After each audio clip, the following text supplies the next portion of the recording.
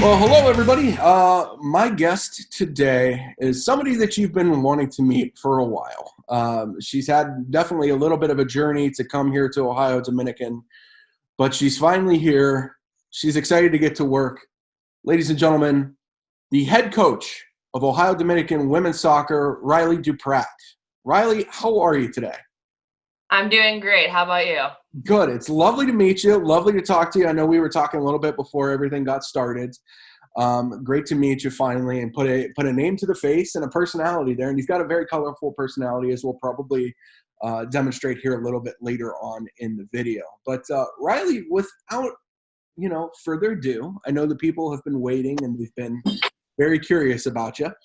Where are you from? Tell us a little bit about yourself. I'm from Cleveland, Ohio, so just right up 71. Grew up in that area, went to school in Pennsylvania, came back home following graduation. And it was great to be back in, my hometown, close to family and the beginning stages of my career, but excited to take this next step and, move for a little bit further south, to ODU. So, obviously you're here, you're the head women's soccer coach there, but we know you've got a couple other things that you probably don't just watch soccer when you get the chance. What's your favorite sport to watch that's not soccer? I'm a big football fan. My dad had season tickets to the Browns growing up. I had them for the past 3 years. So, moving away, I'm not obviously going to be able to make every game this upcoming fall, but, I'll be there when I can. I'm a big Cleveland Browns fan for sure. So, Baker Mayfield's going to take us to the promised land, right? Hopefully. I've learned as a Browns fan not to get too excited until, we start winning. So I'm just going to keep my emotions in check until that happens. So fair to say you're probably an Indians and a Cavs fan as well? Yeah, Cleveland everything, yes. Okay, sure. All right. Gonna have us to, the Columbus. I'll be at the, Columbus Crew games when the stadium gets open for sure. So you're gonna jet very well with a few of the young ladies on the team there for sure, because they have some pretty deep Cleveland fan roots there. So, Reilee, let's jump into it. I mean, you've had a pretty great history as a player and as a coach, but we're gonna go back to the player portion for a second here. 82 appearances with Edinburgh University, the Fighting Scots. They're amassing a record of 50, 25, and 8, with 4 appearances in the PSAC and 3 appearances in the NCAA tournament, which is just fantastic. Your best season came in your senior year when you reached the Sweet 16 of the tournament. My question for you is, some athletes don't even make it to the tournament even once in their career. What's it like for you to be there 3 times and make it that deep in your final season?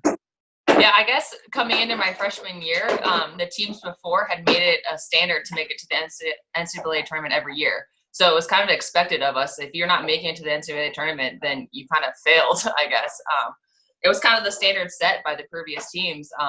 So, it was unheard of for us to not make it. My junior year, us not making it was a big kind of heartbreak, and that was supposed to be one of our best years. And,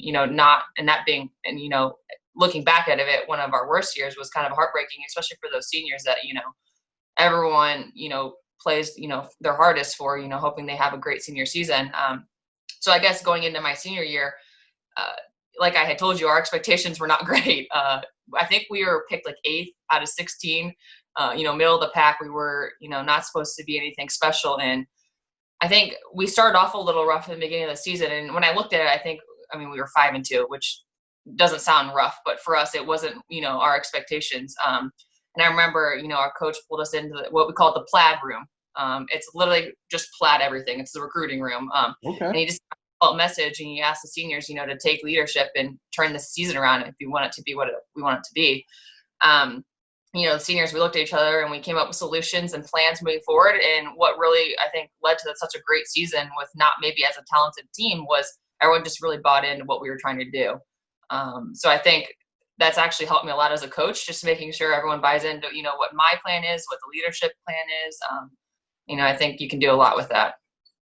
So I'm going to kind of jump around here a little bit for you.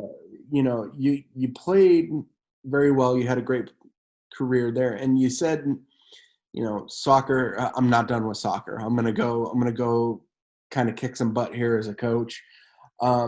everywhere you've gone as a coach, you've tasted kind of success one way or the other there, whether it would be a small goal or kind of a larger goal. You began at a fellow GMAC school with Lake Erie College. During your time with the Storm, you and the team earned a record number of wins in the season and scoring an incredible 14 goals in a game. That's 2 touchdowns for the Browns there, which for a while was a very far off dream sometimes. But it was a mark that had never been seen prior in Storm history. What made you guys so successful? What made that so successful for you and your team to taste that many wins and then collect 14 goals? Because again, that's not a small feat in this sport. No, for sure. And I mean, going back to what I said about my playing career, we had a really great group of seniors, that had really had a little bit of an interesting story at Lake Erie. They had gone through 3 different coaching changes, in their 4 years, which is, really tough for any kind of, group of players. And they just, like I said, they really just bought in. They were really excited about, the new coaching staff with Reilee and myself. And I think they just realized this is our last shot. So our team comprised of a lot of seniors that year. So just having them buy in and then having the younger players kind of look up to them and, those are the expectations in regards to how you train. I think really impacted that, that year. And that 14 goal game was a good game. We had a senior who scored her first goal of her career that game. And it was great. Yeah, it was a great feeling for her. So, and seeing her be able to score that was amazing. So yeah, that was a fun game. Maybe not for the other team, but for us. So I have to ask, I mean, were the celebrations as fiery at goal 1 as they were at goal 14, or did they kind of start dying down a little bit? I'm pretty sure it's been a couple of years, but I think the senior who scored her first goal was the first goal of the game. So, the team went insane. I mean, you would have thought we won the World Cup just because they were so excited for her. I mean, the score didn't matter. Just, knowing that she had that, she was, our first goal as a senior, as a player in her senior year. I think the whole team was just, freshmen who knew her for a month at the time were just excited as her seniors who she played with for 4 years. So I think nothing tops that goal celebration, I think. I don't remember the 14th goal celebration. I think at that point we were trying to be respectful. I probably just walked back to the center circle, but yeah. Oh my goodness. So you followed up your time in Painesville by heading to Cleveland State by moving downtown there with the Vikings. You helped lead them to a best record in school history and an appearance in the Horizon League Championship, which was a pretty big accomplishment for any team. Anytime you make the conference championship, that's a big deal there. What is your favorite memory looking back on that season? It's funny because so Milwaukee, I don't know if you're familiar with Horizon League, they kind of run the Horizon League. I mean, they're in the conference final almost every year. They're expected to win every year. So we had a matchup against them. And we played everything is hosted in Milwaukee with them being, the leaders. But I think my favorite memory was after our semifinal win, which is the first time, we've made it to the final. Walking into the locker room and the girls are like blasting Cardi B and just going crazy. And I'm in there like just trying to get a video and just make sure it's somewhat appropriate. But just like all of their energy and how excited they were, I mean, nothing like beats that, that feeling of just knowing you've accomplished, what you've wanted. Just the amount, like seeing how happy they were, how excited they were. That was probably the best moment. And then the saddest moment is obviously losing in the final, but so that's tough. That's humbling from time to time. Yeah. The energy was a lot different from the semifinal to the final. So you tasted success at Lake Erie. You put in your time at Cleveland State, had a great time there. Now you've made the jump to being a head coach.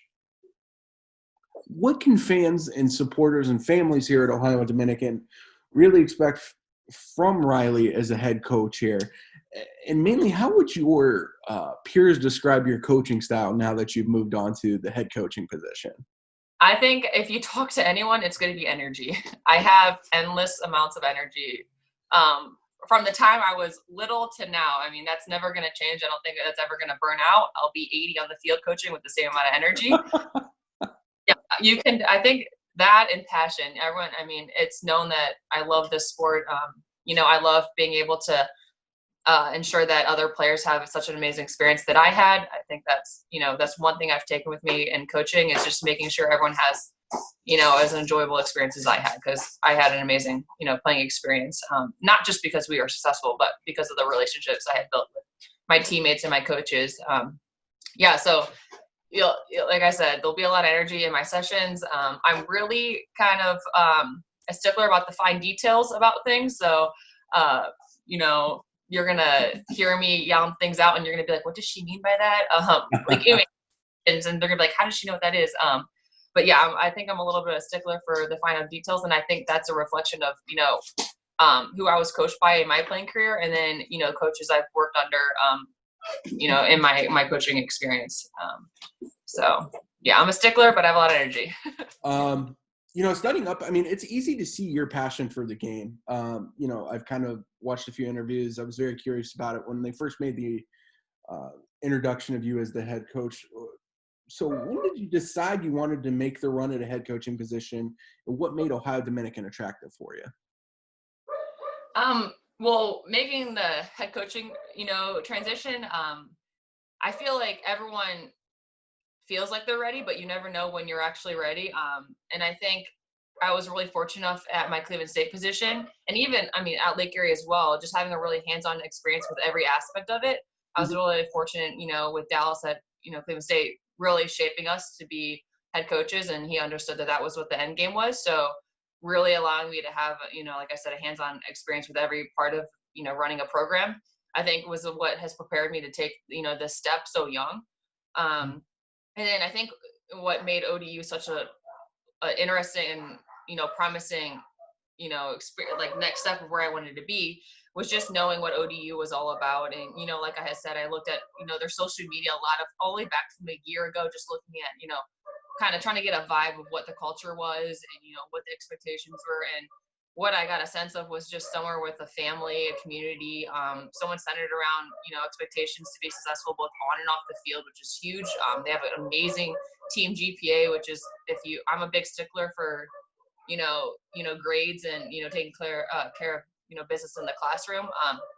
And then just seeing, that it's a successful program that, I'd be looking to continue to build on that. They've made a couple runs to the championship these past couple of years, and I really, hungry to, hopefully, in the future build on that and, get a championship,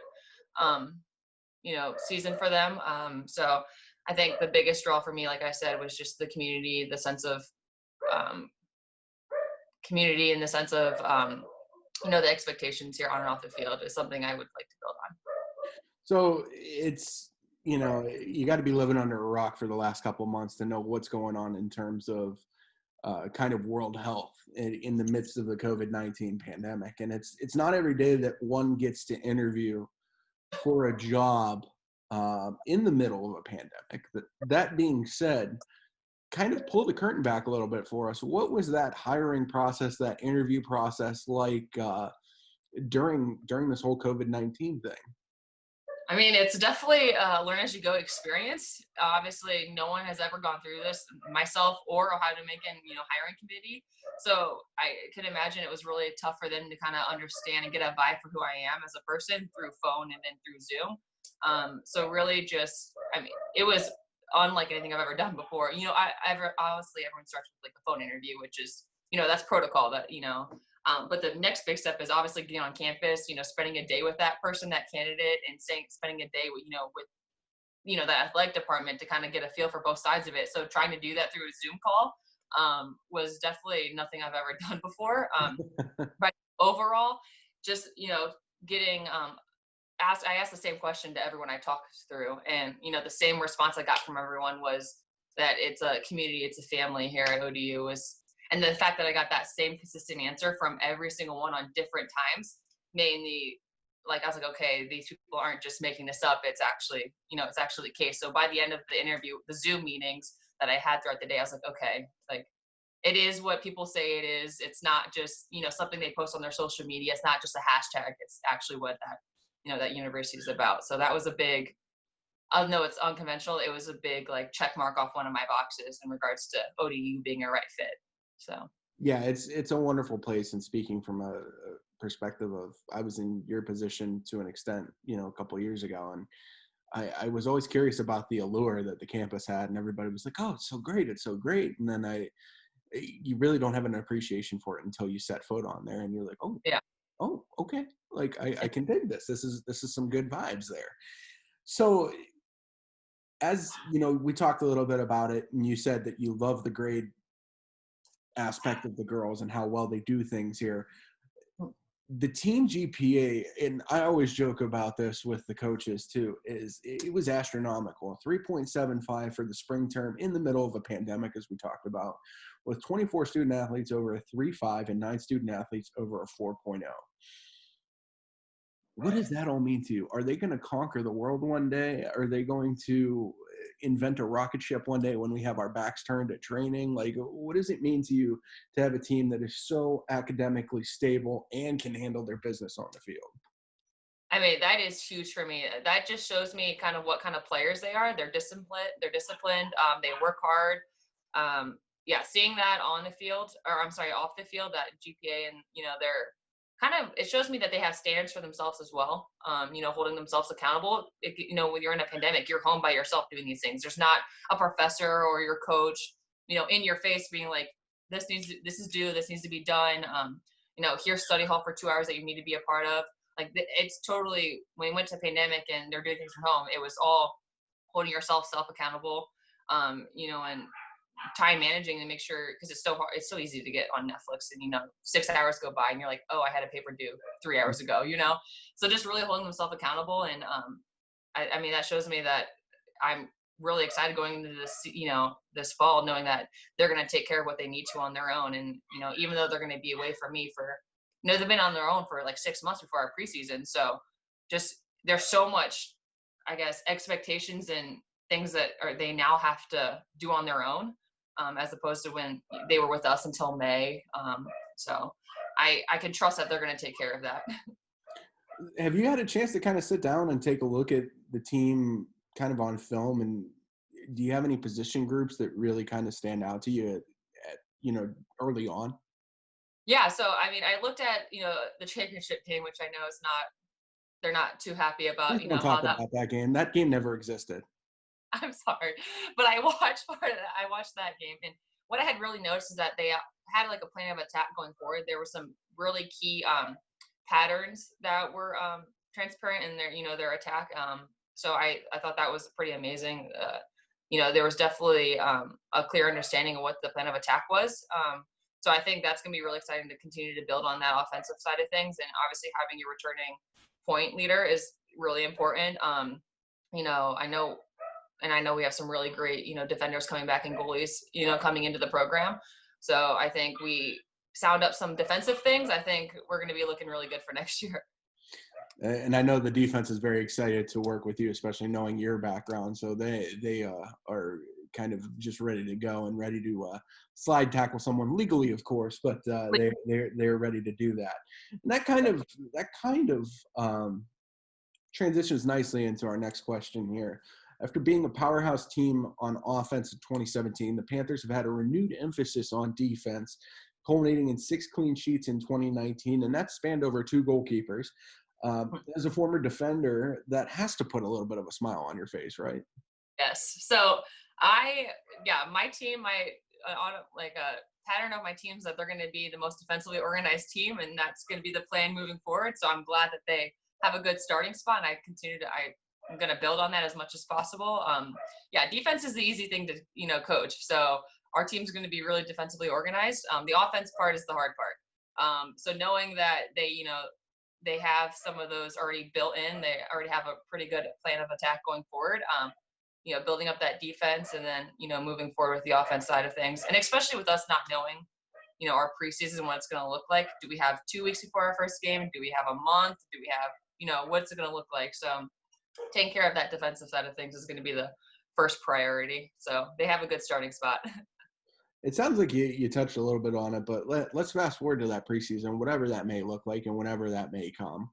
What will your philosophy be for the 2020 Panthers that first time we suit up on Sunbury Road? Yeah, so I mean, it's all really, overall, my philosophy is not going to change, regardless if we have a day before our first game, which I doubt that's the case, or a month, because we don't know. It's a wait and see kind of thing. So Yeah. that's the scary part, I guess. But my plan of attack is, I'm really big on periodization, so just making sure that everyone's healthy and we don't have any. We're not going to go in and just go because I'm not trying to run my team to the ground the first day, and we have injuries throughout preseason. So really just making sure the girls are healthy. We introduce some topics and things like that, and go forward. My biggest thing is just keeping players healthy. So avoiding soft tissue injuries, things like that. But we're going to obviously hit the ground running because we don't know what our preseason is going to look like in regards to, length. I like to start big picture and then get smaller. So we'll start, looking at it from a whole, and then we'll focus on individual groups and then individual players. So what's a goal that you have for yourself and the team in the first year? I mean, not putting it to like a certain amount of wins or, things like that. I think the first goal I'm going to have is just really earning the girls' trust. If they don't trust me, they're not going to buy into what we're trying to do, and then it's just going to fall apart from there. So really getting the girls to trust what I'm doing, buying into, what we're trying to achieve off the field, on the field, and then going from there. If we get that buy-in, I think whatever we want to accomplish in regards to the amount of wins or, conference finals or whatever that is, I think is going to be easy, icing on the cake. As long as everyone's buying into what we're trying to accomplish. And like I said, in all my, previous teams' experiences of success, both playing and coaching, it's when a team is, fully bought into everything. So. And that, it sounds like that's how you would consider a successful season there for you as well. It's kind of for sure fun and stuff. So relationships too. So that's a big thing for me, relationships. So making sure the freshmen coming in, have a great experience, or, building those relationships with the seniors. And it's crazy because these freshmen are meeting these seniors a month. And then I love to see how quickly those relationships build and how much they buy into making sure their seniors have a great season. So getting that as well is going to be important. That's a fun transition to watch too, and see how those relationships quickly. You see that first day of preseason, and it's one brick, right? And then eventually you look, and it's a wall, and then all of a sudden it's just this giant masterpiece of a relationship with these players when they get to meet each other, which is it's a very fun transition. It's why we do it. So it's very fun to see that. All right, let's go. We've talked business. Let's talk a little bit of fun here. What is one restaurant that you're excited to sit down when it's safe to do so here in Columbus that you don't have in Cleveland? One place you want to go? I think it's Mackenzie. It's on Polaris, Mackenzie. Okay. Pub. I can't remember. I've been there once. Somebody will Google it out there and tell us. I don't remember what it's called, but I went there once, and I actually just got pizza for their Friday night to go, and I love it. I cannot wait to go back there and sit down, and they have a great atmosphere from what I can, when I was in there. So I'm excited to head there again. Very good. And then how many crew games have you been to at the old stadium now? Have you been? I've only been to one. Is that? Okay. I know that's so bad because I'm from Cleveland. I'm only 2 hours away. Have I not gone to more? I definitely plan on buying season tickets just to support them and be there as much as possible. Yeah, I know it's terrible. I've only been to one, but I plan on being a lot more now that I'm going to be in Columbus. And we have Swenson's down here now, so that's fine if you're a Swenson's fan there. That's down here now. A big check mark. I eat at Swenson's way too much. I need to stay away from there. It's probably a bad thing they have them in Columbus now. Well, we'll have to get your opinion there because I'm a Northeast Ohio person myself. I'm from Youngstown originally, and I had Swenson's in Akron, and I had my Galley Boy, which was pretty good. And I haven't tried it here yet, but I haven't had that baseline. So we got to have somebody who's got a baseline to see if it tastes like the original Swenson's down here. Getting just as good. I don't know. The original is going to be, the original Swenson's it's going to be hard to duplicate that anywhere else. They might have Swenson's, but I don't know if it's going to be the original, I like the original. We'll see. Reilee, that's all I got for you. Do you have any? Do you want to have anybody plug your social media? Do you want to? We got to follow the new coach. How do we follow the new coach? It's just my name, Reilee DuPratt. Obviously, my first name's spelled a little bit different, so you got to know how to spell if you want to find me. Because if you just type in, the basic spelling of Reilee, you're not going to find me. So just remember Reilee. Is there any story behind that? Did mom and dad want to be a little different there? Yeah, I get this question all the time. So my first name is actually my two grandmas' middle names put together. So one was Ray, spelled R-E-I, and one was Lee, L-E-E. So that's why it's Reilee spelled like that. Yeah. Well, we learned something today. That's pretty fantastic. Something Reilee, thank you so much for taking the time to sit down. I know it's busy. I know it's chaotic. I know we've had some pup issues there too, but I appreciate it and looking forward to seeing you in person. All right, thank you. Looking forward to meeting you as well. Thank you.